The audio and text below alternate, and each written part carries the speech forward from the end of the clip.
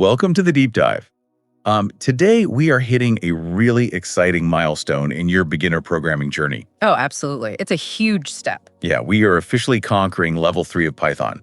And today's mission is all about working with text, specifically something programmers call strings. Right, strings. And look in the source material we've got today. It's honestly a very straightforward, beginner-friendly guide.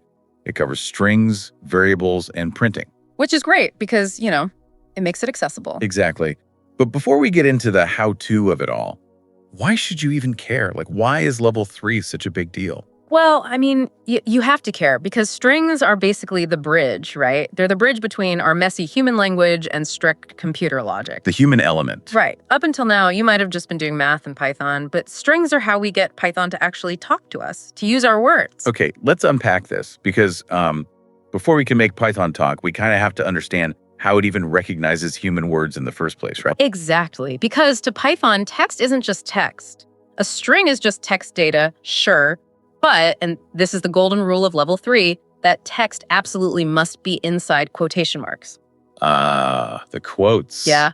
So if you want the computer to say hello or, folks or I love Python, you have to wrap those exact words in quotes. So the source gives this example of using variables like name tags. Like you type name Jack with Jack in quotes. Yep. And then on the next line, you just write print name. Yeah. And it outputs Jack. It works perfectly. It prints the text stored in that variable. But wait, let me play devil's advocate here. As a beginner, I'd probably be thinking, what if I'm typing a city? Like city Paris. Okay, yeah. Why does it break if I don't put quotes around Paris? Isn't Python smart enough to just know that Paris is a city? That's such a classic question. And the short answer is no. Python is actually totally clueless about geography. Right. It has no idea what France is. Exactly. Without those quotes, Python looks at the word Paris and thinks it's a command. Or, like another variable you created earlier, it thinks it's raw code. Oh, I see. So it scans its memory, says, wait, I don't know a command called Paris, and it just panics and throws an error. So the quotes act as this protective bubble for human text. A protective bubble. I like that. So the quotes tell Python, hey, don't try to process this, just hold on to it. You nailed it. Just treat it as literal text. Okay, so that leads right into the next big thing. Now that we know quotes define a string, what happens if we put things inside that bubble that, aren't letters? Like numbers. Yeah, exactly. The source material points out this really vital distinction. Typing x25 with quotes versus y equals 25 without quotes. Which look identical on the screen when you print them out. Right. But they aren't, are they? So if I type 25 in quotes, is it kind of like a photograph or a sticker of the number 25? Like it's an image of the number, not the actual math number I can do calculations with. Oh, that is a perfect analogy. Yes, it's a sticker. They are entirely different types of data to the computer. Wow. Okay. So I can't do 25 divided by 5. Nope. Python would just crash because to Python, that string 25 is just the character 2 sitting next to the character 5. It's not a mathematical value. That is a massive aha moment, I think. You really have to separate the visual of the number from the math of the number. It really is. And speaking of things that don't look like what they are, we should probably mention the empty string. The empty string, literally nothing. Yeah. You can literally just write a variable, say text, with nothing inside the quotes, just 2 quotes side by side. And it doesn't break. Doesn't break at all. It prints nothing, obviously. But Python still respects it as a totally valid text object. It's just an empty container waiting for data. Okay, so we've got these individual stickers of text, these strings, and we can even have blank ones. But how do we actually stick them together? To make full sentences? Right, because we don't just talk in single words. So we use something called concatenation. Big word. Yeah, fancy word, but it just means combining strings. And in Python, you use the plus symbol, the exact same plus sign you'd use for regular math. Okay, but here's where I know people get tripped up.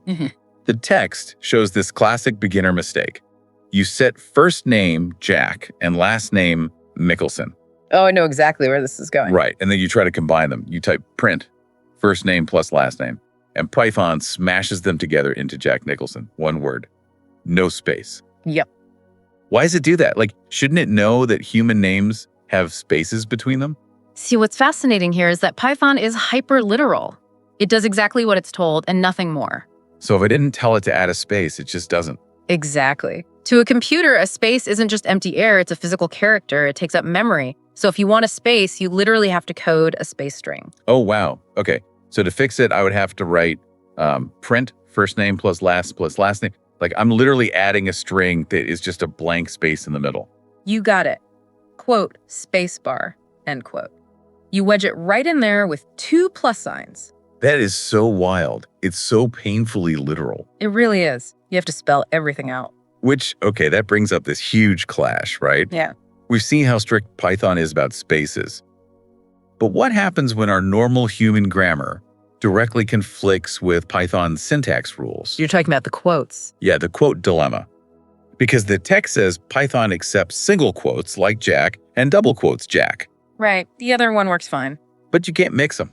Like you can't start with a double quote and end with a single quote. No, absolutely not. If you do, hello, Python gets so confused the start and end quotes have to match. Okay, so here's the ultimate beginner question. What if I want to type a sentence with the word I'm, like apostrophe M? Oh boy. If I wrap that whole sentence in single quotes, won't that apostrophe completely trick Python into thinking the string ended early? Yes. It's a major trap. It's probably the most common syntax error beginners make. Really? Just because an apostrophe? Yeah. Because an apostrophe is literally just a single quote. So Python sees that for a single quote, says, okay, starting a string, it reads the I, then it hits the apostrophe in I'm and says, oh, another single quote, the string is over. So it thinks the bubble is closed. Exactly. And then it sees the M right after it, completely outside the protective bubble, and gets horribly confused. It throws an error immediately. Oh, wow. Okay, so how do we fix that? We have to be able to use apostrophes. Well, the easiest method, especially for beginners, is just to wrap the whole sentence in double quotes. Oh.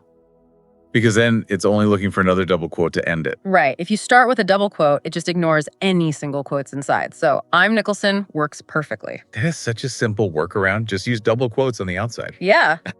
I mean, there is another way called the escape method, where you put a little backslash right before the apostrophe, like... Oh, to tell Python to just ignore it for a second. Exactly. It's a cool trick to know, but honestly, just using double quotes is so much more accessible when you're starting out. Keep it simple. I like that.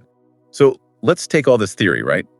The quotes, the literal spaces, the variables, let's put it all into action for the listener. Yes, let's build something. First, just a quick rapid-fire review of those beginner mistakes to watch out for. Hit me. Number 1, forgetting quotes completely.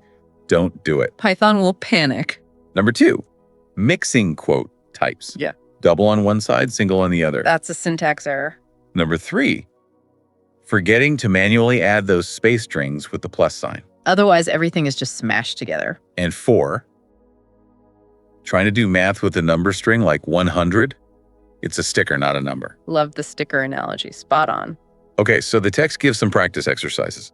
Listeners, consider this your assignment. You can try creating a variable called message that holds the string, I am learning Python. That's a great warm-up. But let's walk through this final level 3 challenge together. This is the grand finale. We are going to create variables for a first name, a city, and a favorite food, and combine them into one sentence. Okay, so we need 3 variables. Let's say name, Jack, Right. city, Paris. With quotes. Always with quotes. And let's use pizza. Favorite food? Pizza. So now we have our 3 variables. We want Python to print.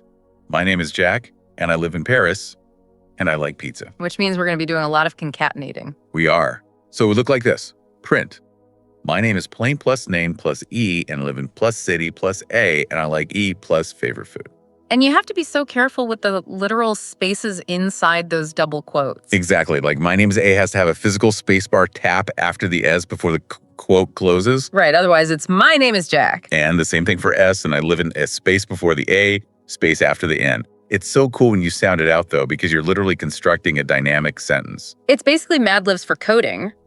You set the structure, and the variables just drop right into the slot. It's so satisfying. And honestly, it means you've officially done it. If you can follow that, you have mastered strings, variables, and print statements.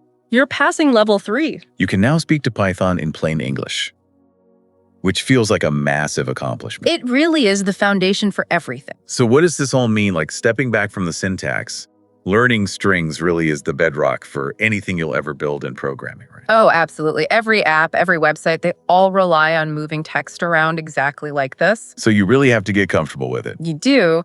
But, we've learned today that Python is just incredibly literal. It reads our text space for space and quote for quote. It's that hyper-observant toddler. Exactly. But as you progress on your coding journey, I'd say consider this. If strings are just literal sequences of characters, right? Just empty shapes to the computer. Yeah. How will we eventually teach the computer to understand the meaning behind our words and not just the letters themselves? Oh, wow. Moving from just repeating words to actually understanding them, that is a wild thought to leave on. Keep practicing your strings, and we will see you on the next deep dive.